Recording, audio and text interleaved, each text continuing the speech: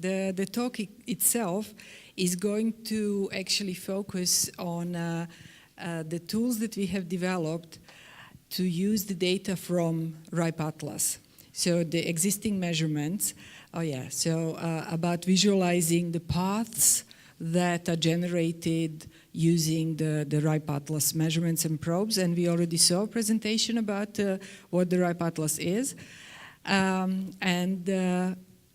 I'm here speaking on behalf of the team from the RIPE Atlas developers that are actually writing these tools and using the data and analyzing it and so on.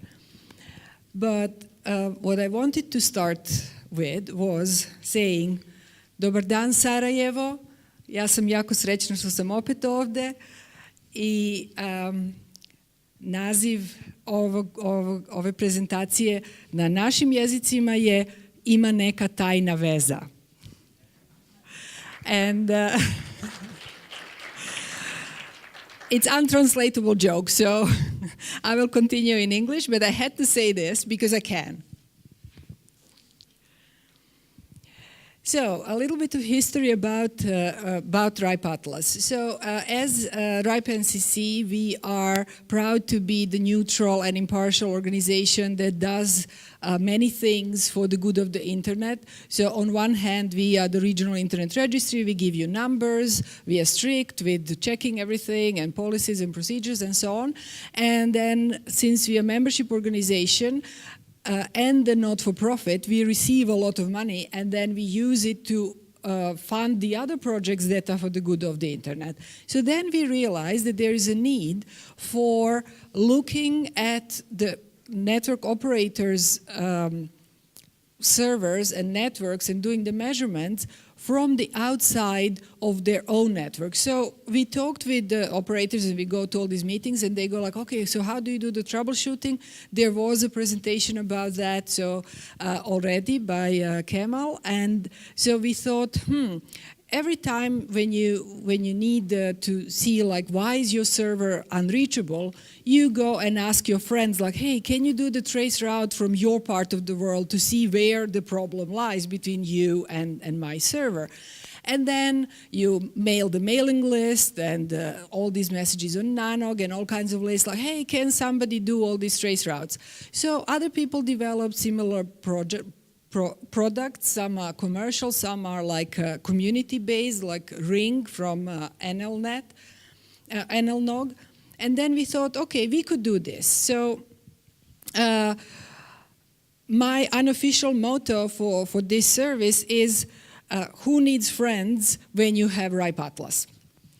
So instead of asking your friends to do the trace route, now we asked your friends to host those probes all around the world, and you can use the RIPE Atlas to do the trace route from many of the probes around the world and see where the trouble is, and then contact those people and fix the problem. So that's a very unofficial history of RIPE Atlas. And so how does it look when you use all that power of the RIPE Atlas to look into the specific country paths? So we looked at Bosnians' IPv4 paths. And so you can see in this big picture, they go very much all over the place.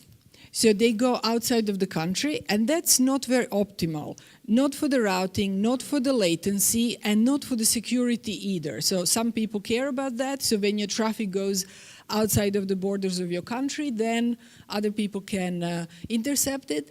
And these are not actual traffic paths. This is the generated traffic. So these are the trace routes that we create. We don't measure the existing traffic. We do only active measurements. So these are the trace routes between the existing RIPE Atlas probes. If you compare that to Hungary, then you can see that they mostly stay within the country. And the other thing you can see is that there are more probes. And if you look at yet another country with very, very complex language, Finland, you can also see that they have many probes, and most of those paths actually stay within the country. So the tool that we use for this is called IXP Country Jedi. It's developed by our colleague Emil and many other people. Daniela Arena was one of the contributors. It's a free and open source software, so there is many contributors to this. And so what it does, as you saw, is it looks at the paths. Do they stay within the country or do they go outside of the country? And the other part of it is we take a look at the paths. Do they cross through the IXP, which now links to the previous presentation, or do they not go through an IXP? You can do all these tests yourself. So if you go to this website, you can choose your own country. You can go in the past to see how did it look like previously and so on. And these are the examples of Bosnia, Slovenia, and Serbia. A lot of other examples are later in my slides. So if you download the slides, they're actually screenshots, but this was supposed to be a lightning talk, so I didn't have much time. And so there are all these beautiful colors, and the middle one is about Bosnia. So the first thing you can see is that the granularity of this picture is not as large as in the two other countries. That means we don't have many RIPE Atlas probes active in Bosnia. So this is another call for action. Please deploy more probes, then we will have a better picture here. Another thing that you can see is there are only two colors. It's light green and yellow. And that means we didn't have any paths going through an internet exchange point. That is the dark green color. On a Slovenian and Serbian illustration, you can see that there is the paths that go through IXP, and in Slovenia, that's most of them. And in Serbia, you can also see that there are some red dots over there, and that are the paths that actually also go outside of the country. So, as I said, it's interactive, not on my slides, but if you hover over some of these things, then you can see actually the peers. So what are the source and destination of that trace route that we performed? And so you can then find your own network there and check that specific trace route and then get in contact with those operators. So this is what I'm asking you to do afterwards. So try it out, talk to the people. The coffee break is coming up, so that's a great opportunity. If you are a software developer, help us out with this software. And if you would like RIPE Atlas probe, atlas.ripe.net, you can ask for one and we will ship it to you. Maybe we still have some left over on the service desk. We brought 10. Probably all of them are gone by now, but maybe you're lucky. Then the next tool that we developed also creates very beautiful visualizations, and this is the picture of the Bosnian interconnection market. So apart from looking pretty, it actually has a lot of information, a lot of detail that we try to squeeze into this, and the explanation is also quite complex. So we used a lot of data sources to figure out what are the providers of the eyeballs, so the end user providers. And then the APNIC, another regional internet registry, actually calculates the market share per country. So that is what this chunk, like kind of a pizza slice, represents. And then we created measurements between these end users, so from end user to end user, to show what does the unoptimized traffic look like. Because as we saw from the presentation about the CDNs, majority of traffic of the end users goes to these big service content providers. And so for the operator, you are going to optimize that. You know where do you have to optimize it for, and you're going to sort that out one way or the other. But for the unoptimized traffic, well, people normally don't even care so much about it, but we try to give you an illustration of how would it look like. And so now you can see if the end user from one organization would want to talk to the end user of the other organization, where do they have to go through?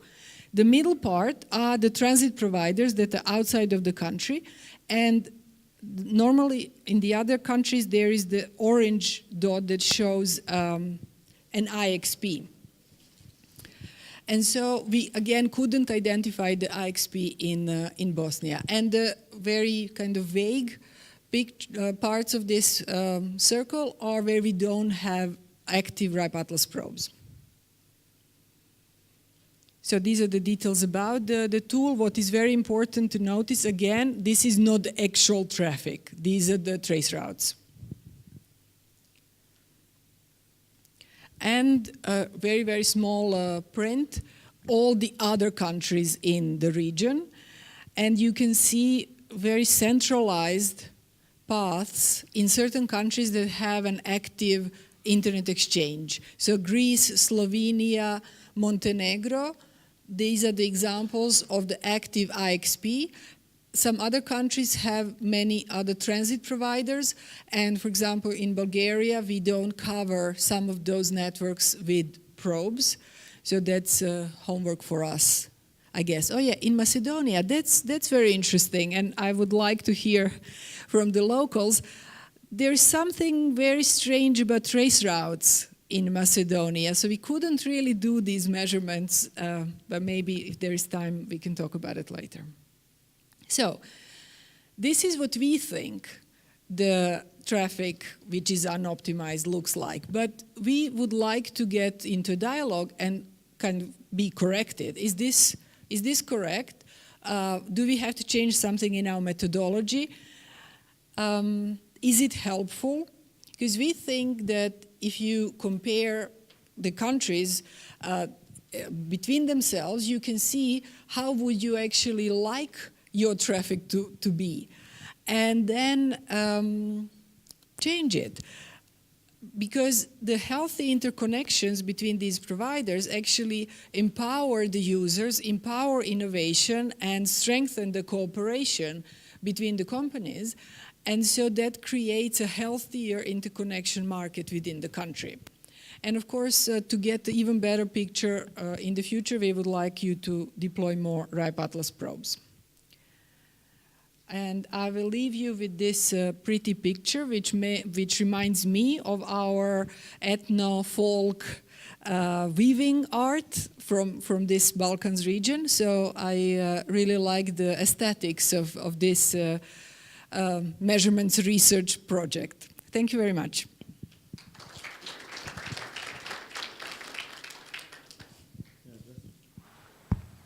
Just a quick comment on that white piece for Macedonia.